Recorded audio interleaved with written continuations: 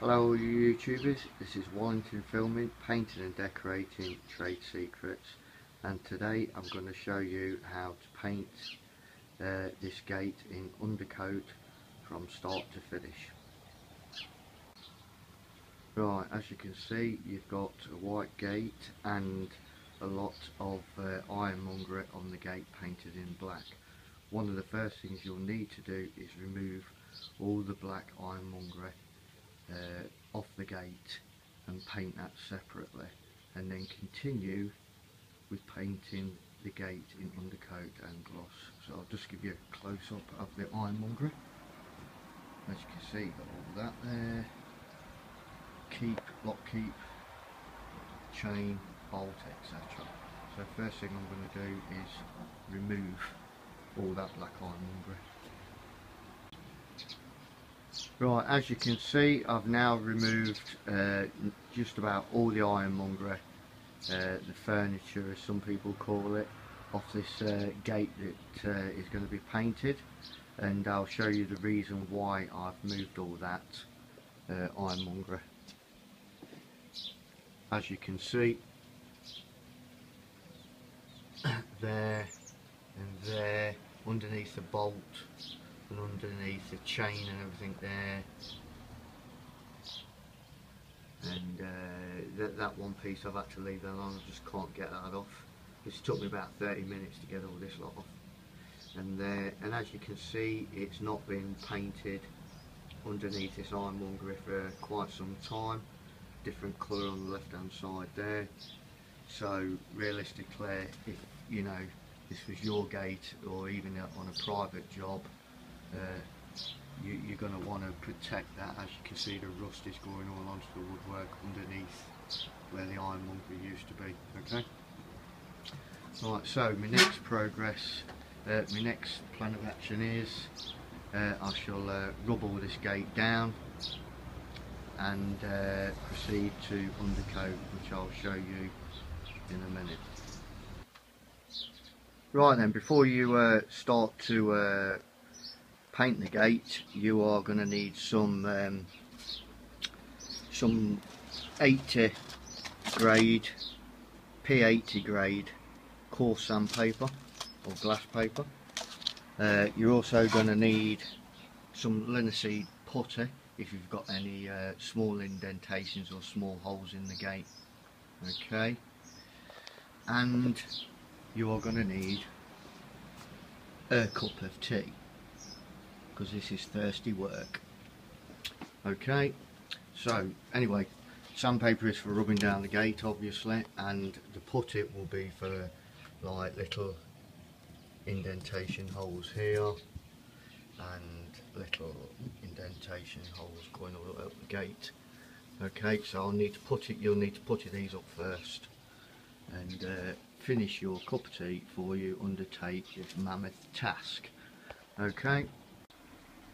Right, as you probably can see, I've finished rubbing all this gate down both sides, and I've also filled in the staple holes in the timber with putty. So I'll just show you a bit of a close-up of that. As you can see, look, just putted these staple holes up, which is more than adequate.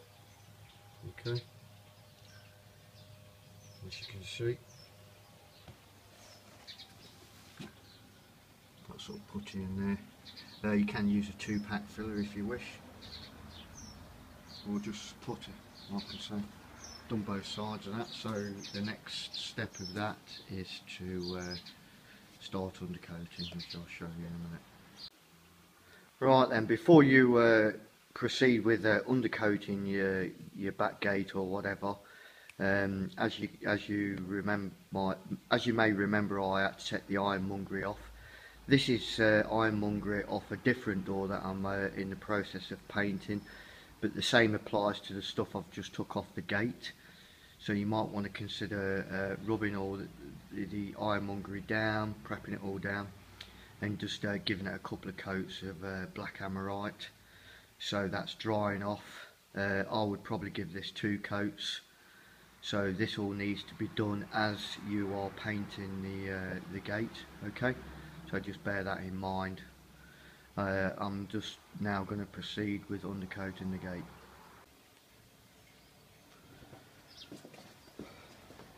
Right then, before we get started, right, the undercoat I'm using for this particular gate is a Dulux Trade Weather Shield exterior flexible undercoat. You've got about 8 years protection, so if you do prep it up, undercoat it and gloss it in this particular type of paint, it's going to last a lot longer than just your basic stuff. This is quite expensive. 2.5 litre like this can fetch like £35–40, but it's well worth it, especially if you're paying somebody to paint your outside. You're saving on labour in the future because they won't need to come back so often.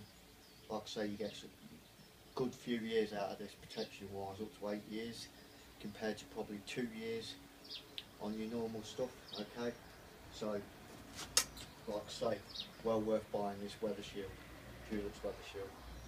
Okay, I'm just going to use this big tub as a kettle, find it easier. Okay, also all I'm going to do for this purpose, I'm just going to undercoat this section here,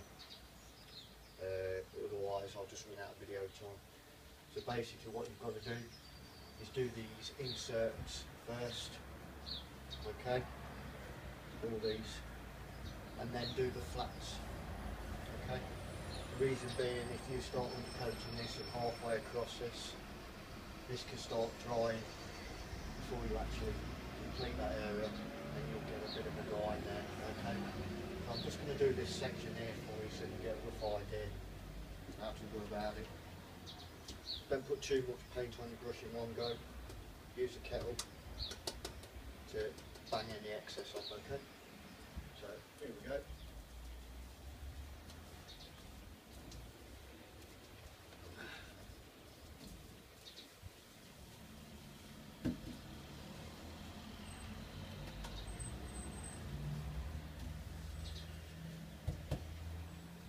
Just make sure you're getting all the nooks and crannies.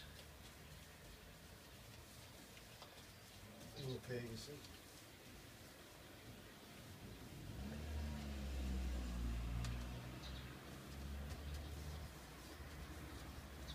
You might find that you need to put a bit of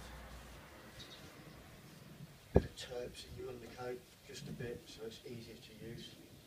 As you can see, when I've done it, I'm going up and down, not across. Actually, walk down the grain of the wood.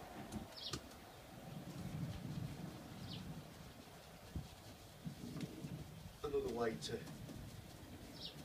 make your undercoat easier to use is to heat it up with a fan heater. If you watch some of my other videos, you'll see what I mean by that. Okay. Up and down.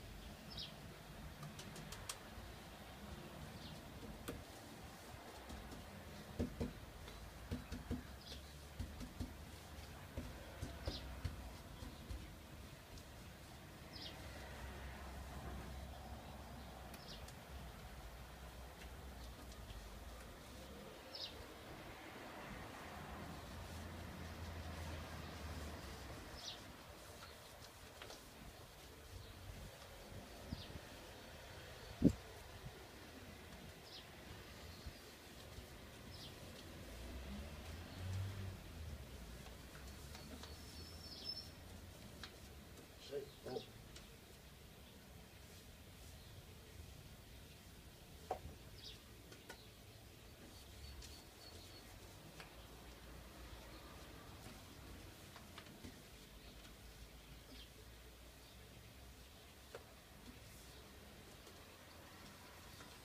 Like I say, well worth using the Dulux Weather Shield range, undercoat and gloss, especially on outside timber.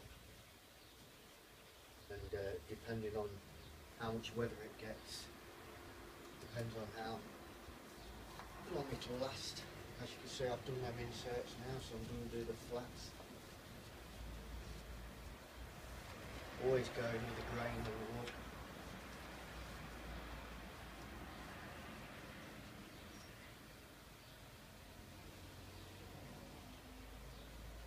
There we go. Top.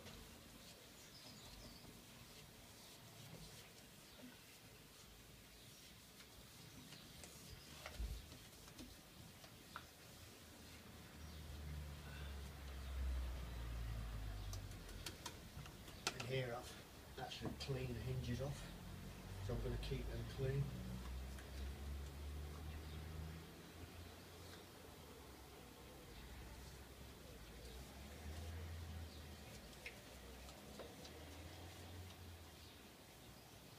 And on this timber here you go across where the joint is, where that joint is there, bring it down there.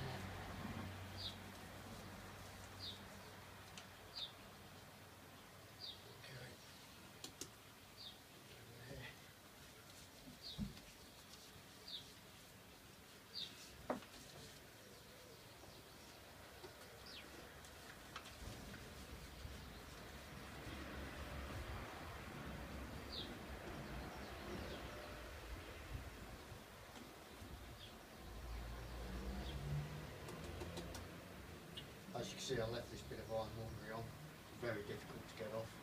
So what I'll do, I'll hit this with the undercoat and either paint it in black again or paint it all in white.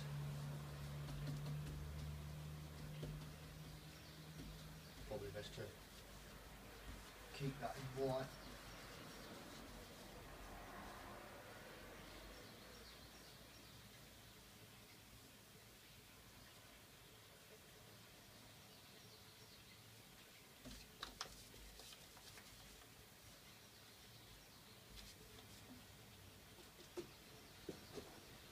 Shot here.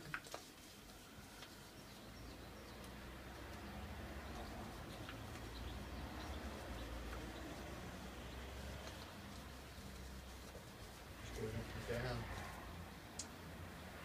cross.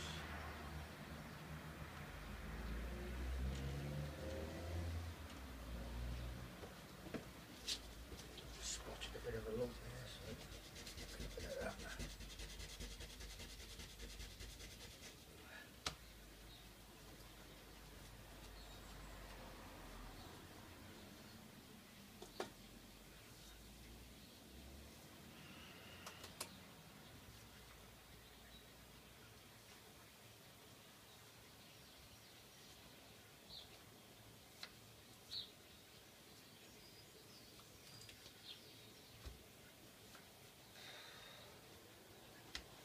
So basically, that's the procedure you've got to do for the undercoat and the gloss, all the way down the gate, back and front, sides, etc. You will need to just check for runs around bolts in these corners here. Check for runs under things like this. Just check for runs, okay? And where these bolts and chains have been, when it dries off, probably just give that another coat. I mean, if your gate's in quite a bad state, you might want to double undercoat it, then gloss it. So put 2 undercoats and a gloss. Then you can even put 2 undercoats and 2 glosses on. Always better to have that extra coverage of paint. Don't forget, you need to do the edges, top, etc. Okay? So that's basically the procedure for, as you see I've done there, basically the procedure for undercoating the gate. So now I'm going to continue undercoat front and back, do the bottom the same, and then I'll catch up on the glossing.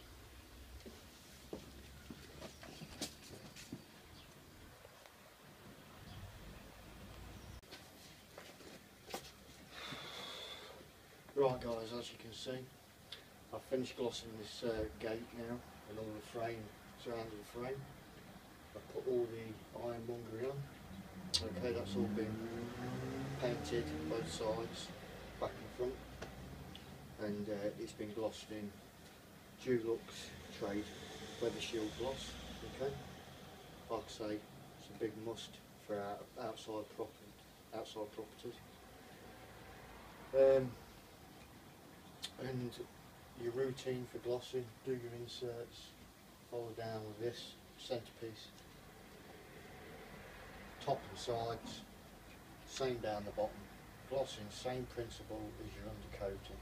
Okay, don't forget to check for runs on the gate every 15 to 20 minutes until you're sure it's okay. Dead easy to paint. Your main trade secret is the type of undercoat gloss you use. Weather shield is what you want. Okay. Right, and so that's basically it. It's Wallington and Filming, painting and decorating, trade secrets. Thanks for watching the video, I hope you enjoyed it. Don't forget to give us a thumbs up, comment, and why not subscribe as well. I've always got new videos coming out. Okay? Thanks for watching. Cheers.